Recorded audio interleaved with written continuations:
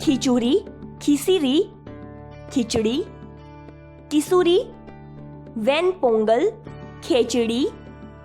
ભારતના અલગ અલગ રાજ્યોમાં અલગ અલગ નામોથી ઓળખાતી ખીચડીનો ઇતિહાસ લગભગ 2000 વર્ષ જૂનો છે.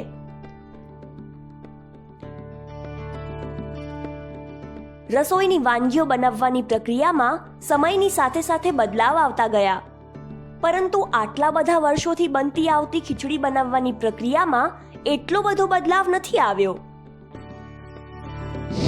ખીચડી બનાવવા માટેની સામગ્રી: ચોખા 2 વાટકી, મગદાળ 1 વાટકી.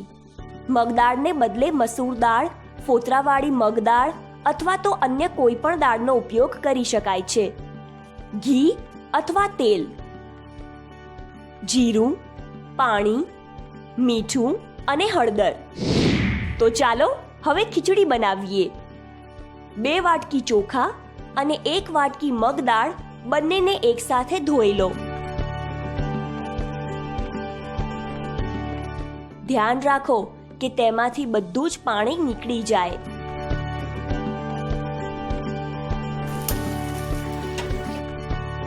એક વાસણમાં ઘી ગરમ કરો અને જીરું નાખીને સાંતળવા દો. હવે તેમાં ધોયેલા ચોખા અને દાળ નાખીને સાંતળો. બીજી બાજુએ પાણી ગરમ કરવા મૂકો. સાંતળી લીધા બાદ ચોખાવાળા વાસણમાં ગરમ પાણી નાખો.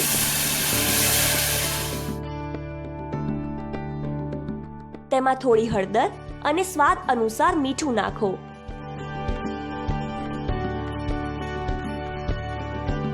ખીચડીને પકવવા માટે વાસણને ઢાંકી દો. ખીચડી કુકરમાં પણ બનાવી શકાય છે.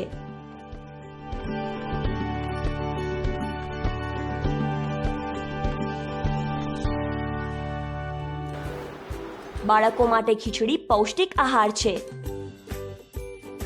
બાળકોને તેમાંથી વિકાસ માટે આવશ્યક કાર્બોહાઈડ્રેટ, પ્રોટીન અને ચરબી એટલે કે ફેટ મળે છે.